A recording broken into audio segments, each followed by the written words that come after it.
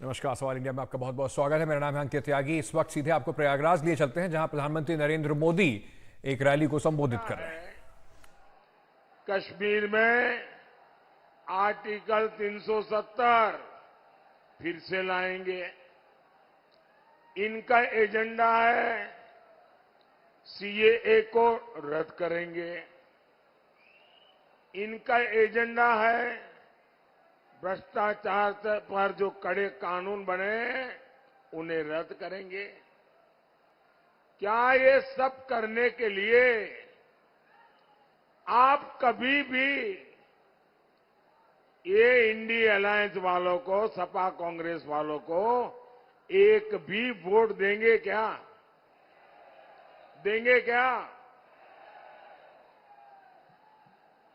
क्या देश को दिशा देने वाली प्रयागराज की धरती को इन लोगों की हरकत मंजूर होगी क्या? साथियों, इंडी गठबंधन वालों का, सपा कांग्रेस वालों का सुशासन से और हमारी आस्था से 36 का रिश्ता है। भारत का कोना कोना इस बात की गवाही देता है कि इंडी गठबंधन वालों से विकास नहीं हो सकता। आप यहां प्रयागराज में होने वाले कुंभ का ही उदाहरण देखिए। सपा कांग्रेस के समय क्या होता था?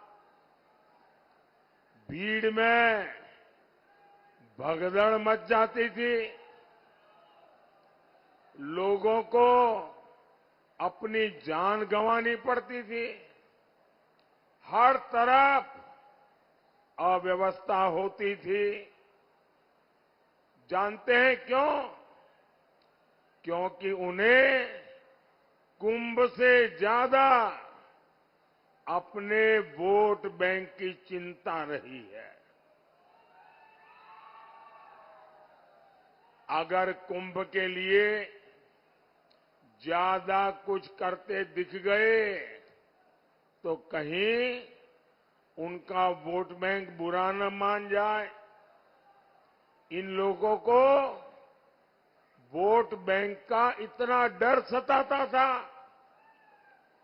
सपा कांग्रेस में तुष्टीकरण का कंपटीशन होता था।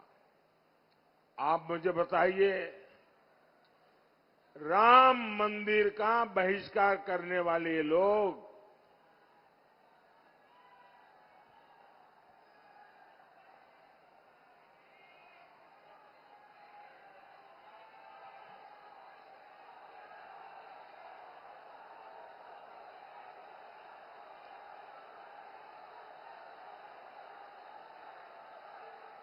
राम मंदिर का बहिष्कार करने वाले लोग, सनातन को डेंगू, मलेरिया कहने वाले ये लोग अगले साल होने वाले कुंभ को क्या कभी अच्छे से करने देते क्या?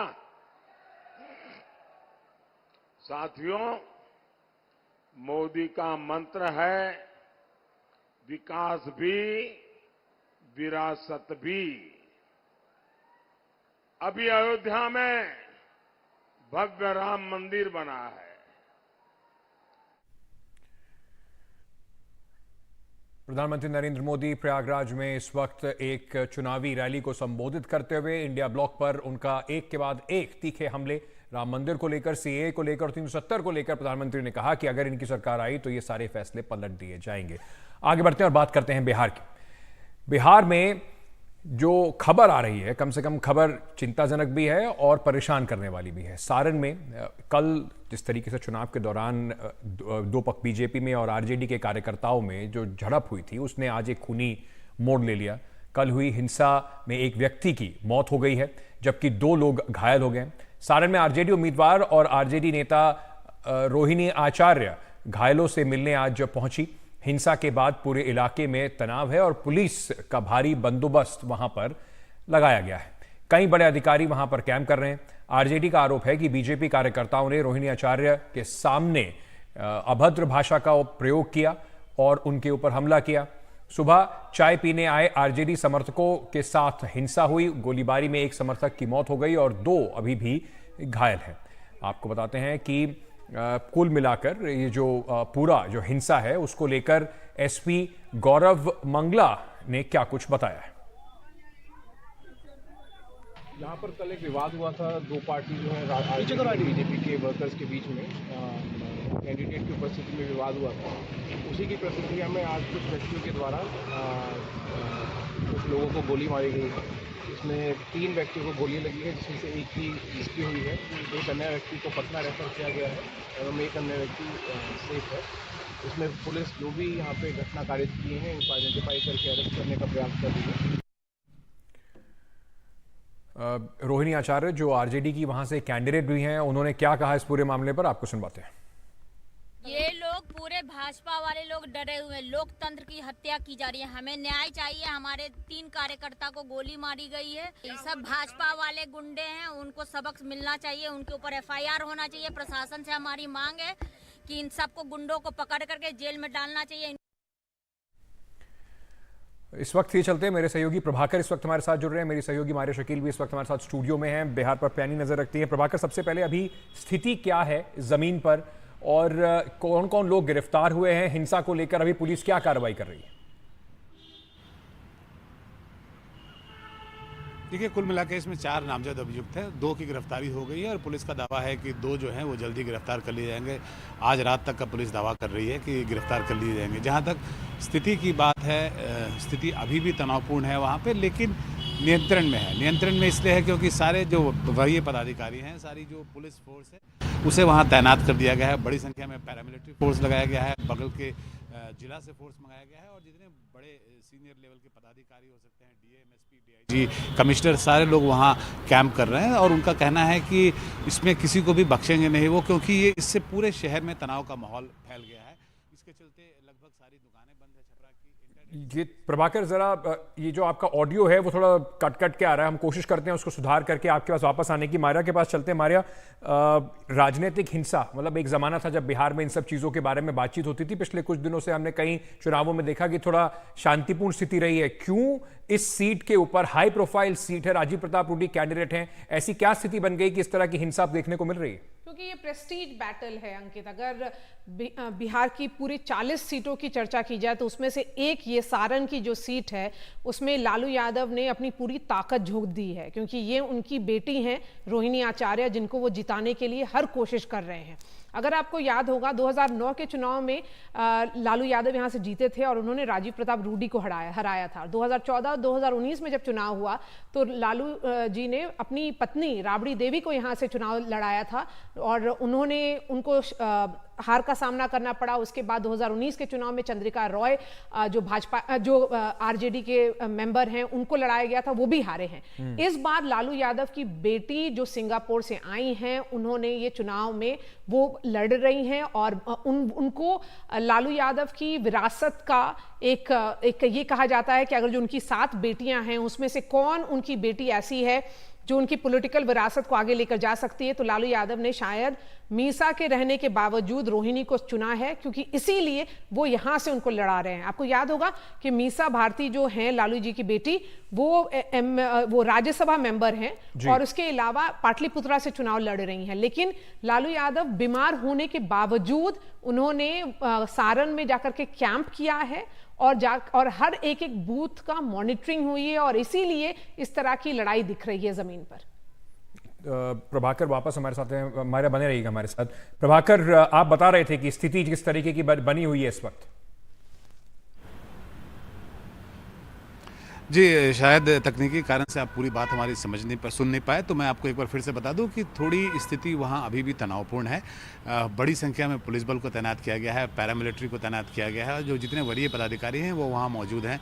शहर लगभग आज बंद है क्योंकि स्थिति तनावपूर्ण है, इसलिए लोगों की दुकानें, ऑफिस, दफ्तर सारे कुछ बंद हैं और वहाँ 2 दिन के लिए इंटरनेट को सस्पेंड कर दिया गया है। जैसा मारिया बता रही थी कि देखिए ये लड़ाई जो है, ये रोहिणी आचार्य हालांकि मैदान में थी, उम्मीदवार थी, लेकिन ये लड़ाई लालू यादव लड़ रहे थे और ये एक तरह से उनका पॉलिटिकल डेब्यू था, उनकी पॉलिटिकल लॉन्चिंग थी रोहिणी आचार्य की। रोहिणी आचार्य जो हैं उनके बारे में पहली बार लोगों ने जाना, खासकर पूरे लोगों ने जब जाना, वो तब जाना जब रोहिणी आचार्य ने अपना किडनी डोनेट किया लालू प्रसाद यादव को, जब वो बीमार थे और सिंगापुर में अपना इलाज कराने गए थे और उसके बाद से वो खासी चर्चा में रहने लगी। उनका पॉलिटिकल डेब्यू छपरा से किया जा रहा है। छपरा वो जगह है जिसने लालू प्रसाद यादव को राजनीतिक पहचान दी है बिहार में, देश भर में, और लालू प्रसाद यादव वहाँ से 2 बार MP रह चुके हैं, उनकी पत्नी भी वहाँ से MP रह चुकी है और एक तरह से वो राजनीतिक विरासत ही सौंप रहे हैं रोहिणी आचार्य को। इसलिए ये लड़ाई बहुत कठिन लड़ाई थी और उसी का रिजल्ट है कि आप जो देख रहे हैं, जो सड़कों पे गोलियां चल रही हैं, जो 2 गुट लड़ रहे हैं। कल ये घटना जो है, ये छपरा शहर के बीच की घटना है, जहाँ की रोहिणी आचार्य जो कि उम्मीदवार थी,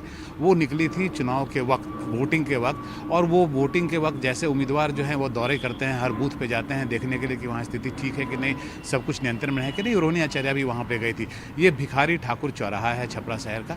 यहाँ जब गई तो बीजेपी वालों ने उनके खिलाफ नारे लगाए और उनको बोला कि आप वहाँ से वापस जाएँ, क्योंकि उनका आरोप ये था कि रोहिणी आचार्य अपने कार्यकर्ताओं को वहाँ मदद कर रही हैं बूथ कब्जा करवाने में। हालांकि इस बात में कितनी सच्चाई है इसकी हम पुष्टि नहीं कर सकते क्योंकि हम वहां मौजूद नहीं थे, लेकिन ऐसा बीजेपी का आरोप है। उसी क्रम में आज सुबह उसी जगह पे, जिस जगह पे कल हंगामा हुआ था, आज सुबह में बीजेपी और आरजेडी के कार्यकर्ता आपस में भिड़ गए। उसके बाद वो फिजिकल फाइट जो होता है वो शुरू हो गया और उसके बाद से गोलीबारी हुई जिसमें 3 लोगों को गोली लगी, एक की मौत हो गई घटनास्थल पर ही और 2 को जो है अस्पताल भेजा गया इलाज के लिए। जी मारिया, जाने से पहले मैं आपसे एक सवाल और पूछना चाहूंगा, इसका क्या आप कुछ असर देखती हैं? लालू प्रसाद यादव के लिए प्रेस्टीज फाइट है, राजीव प्रताप रूडी भी अपनी पूरी ताकत इस चुनाव में उन्होंने लगाई है, लेकिन इसका असर अब बिहार की जो बची हुई सीटें उस पर आप कुछ देखती हैं क्या?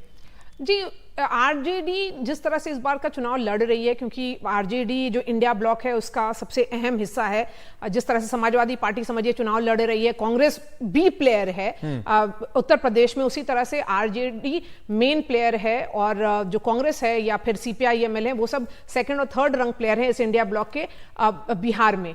लालू यादव खुद बीमार होने की वजह से ज्यादातर उन्होंने पब्लिक मीटिंग्स नहीं की है। सो तेजस्वी जो उनके बेटे हैं और पूर्व डेप्यूटी CM रहे हैं बिहार के, वो बहुत ही एक्टिवली कैंपेन कर रहे हैं और उनका ही माना जाता है अब आरजेडी फॉर्मली उनके साथ चल रही है। लेकिन इस घटना के बाद ये जरूर माना जाएगा कि एक जो आरजेडी में एक एनर्जी की जो बात थी वो एनर्जी और बढ़ेगी, क्योंकि लालू यादव ने एक मैसेज दे दिया है इस अपनी सारण की सीट पर इस तरह का इंसिडेंट के बाद कि वो भी अभी मौजूद है मैदान में और वो खुद अपनी बेटी को लड़ाने के लिए जब जमीन पर आ सकते हैं तो उनकी पूरी पार्टी बहुत कोशिश करेगी अगले 2 चरण के जो चुनाव बचे हुए हैं उसमें। अंकित, बस एक चीज अंकित और जी, 2019 में और 2014 में अगर आपको याद होगा भाजपा ने पूरा स्वीप किया था बिहार में।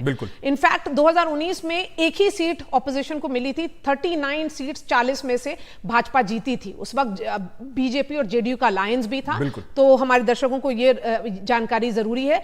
इस बार फिर बीजेपी जेडीयू का अलायंस है, लेकिन जेडीयू वीक पार्टनर है। नीतीश कुमार एब्सेंट पार्टनर हैं जो एक्टिव पॉलिटिकली भी अभी नहीं दिख रहे हैं ग्राउंड पर बिहार में। इसलिए शायद हम एक रिवाइवल ऑफ आरजेडी के शॉट्स देख रहे हैं, जिसकी वजह से तेजस्वी यादव, लालू यादव, उनकी बेटी सब जमीन पर उतर करके ये लड़ाई लड़ रहे हैं। यानी कि जो बिहार का चुनाव है इस बार, उसमें जो मेन प्रोटैगनिस्ट हैं वो बीजेपी वर्सेस आरजेडी है। बाकी सारी पॉलिटिकल पार्टीज उनके इर्द गिर्द जिस भी खेमे में है वो अपने उस खेमे में अपने भूमिका सहयोगी की निभा रही हैं। बहुत बहुत शुक्रिया मारिया हमारे साथ जुड़ने के लिए। प्रभाकर, आपका भी शुक्रिया जानकारी के साथ जुड़ने के लिए।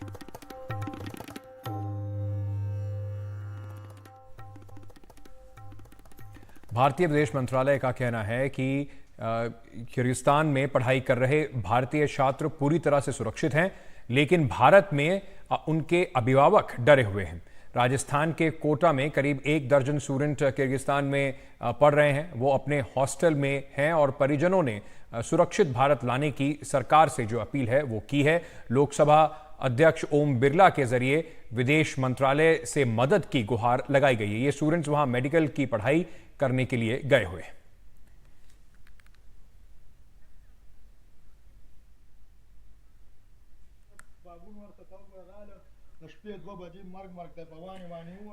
इस वक्त मेरे साथ शाकिर अली हमारे सहयोगी जुड़ रहे हैं। शाकिर, सबसे पहले मैं आपसे समझना चाहूंगा कि ये जो गुहार लगाई है वहां पर माता पिता ने, उस पर क्या एक्शन अभी तक लिया गया है, क्या कुछ उन्हें आश्वासन दिया गया है और क्या वो अपने बच्चों से लगातार टच में हैं?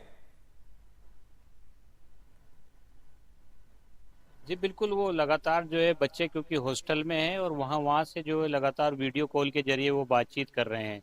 लेकिन जो परिजन है उनका कहना है कि उनको जल्द लाया जाए, वो सुरक्षित महसूस नहीं कर पा रहे, बच्चे डरे सहमे से हैं। और परिजन यहाँ कोटा में जो है परिजन भी जो है चिंतित नजर आ रहे हैं, क्योंकि जिस तरह से लगातार वहाँ पर बाहर निकलते ही जो है स्थानीय लोग हिंसा कर रहे हैं, उसके बारे में चर्चा बच्चे लगातार अपने परिजनों को बता रहे हैं।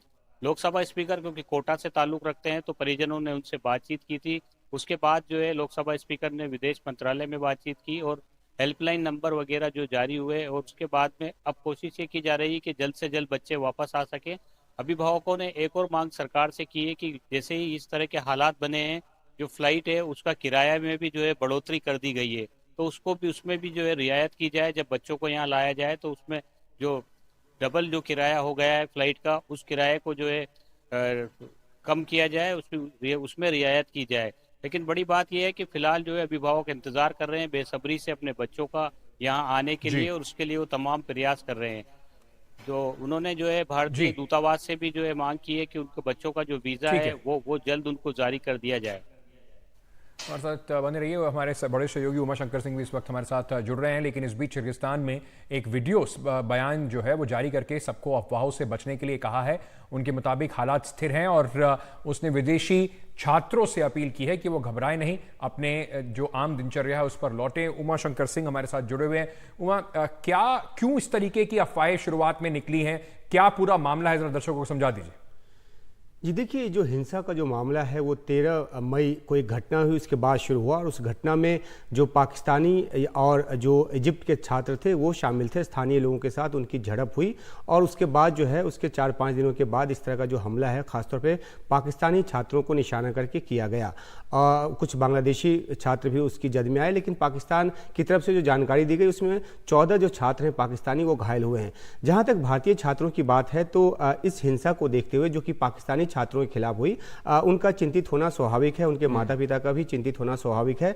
लेकिन भारत के विदेश मंत्रालय का साफ तौर पे कहना है कि वहाँ पे सभी भारतीय छात्र जो हैं वो सुरक्षित हैं। जब ये घटना हुई उसके बाद से ही भारत का जो दूतावास है वो सक्रिय हो गया, हेल्पलाइन नंबर उसने दिया और साथ ही साथ ये नसीहत भी दी, एक एडवाइजरी भी जारी की कि जो छात्र हैं वो अपने रिहायशी इलाकों में ही, अपने घरों में ही रहें, जहाँ भी वो रह रहे हैं, हॉस्टल में या अपार्टमेंट में वहाँ रहें, क्योंकि वो जाने अनजाने हिंसा की चपेट में ना आ जाए। इस वजह से इस मद्देनजर इस तरह की जो एडवाइजरी है वो जारी की गई। एक बात यह है कि 17,000 भारतीय छात्र जो हैं वो किर्गिस्तान के अलग अलग इलाकों में रहते हैं। इसमें 7,000 के आसपास जो है वो बिश्केक में हैं। अब इतनी बड़ी तादाद में छात्र वहाँ रह रहे हैं, अगर वो वापस आना चाहते हैं तो फ्लाइट खुली हुई है। अलग बात है कि जैसा कि हमारे सहयोगी बता रहे थे कि फ्लाइट का जो किराया है वो इन्फ्लेट कर गया, वो डबल हो गया है। तो ये सब जो है व्यवहारिक दिक्कतें हैं। लेकिन जहाँ तक भारतीय छात्रों के ऊपर खतरे की बात है तो कोई खतरा नहीं है। भारतीय दूतावास जो है वो किर्गिस्तान के अथॉरिटीज के जो संपर्क में लगातार है और उनकी सुरक्षा सुनिश्चित करने की लगातार उनकी तरफ से भी बात की गई है। बहुत बहुत शुक्रिया उमाशंकर सिंह, शाकिर हमारे साथ जुड़ने के लिए इस पूरी खबर पर। छोटा सा ब्रेक ले रहे हैं, ब्रेक के बाद वापस आ रहे हैं, खबरों का सिलसिला जारी है।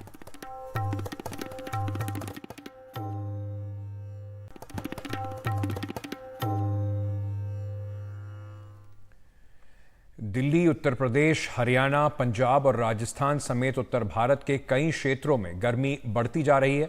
मौसम विभाग ने 5 दिन के लिए प्रचंड गर्मी व भीषण लू का रेड अलर्ट जारी किया है।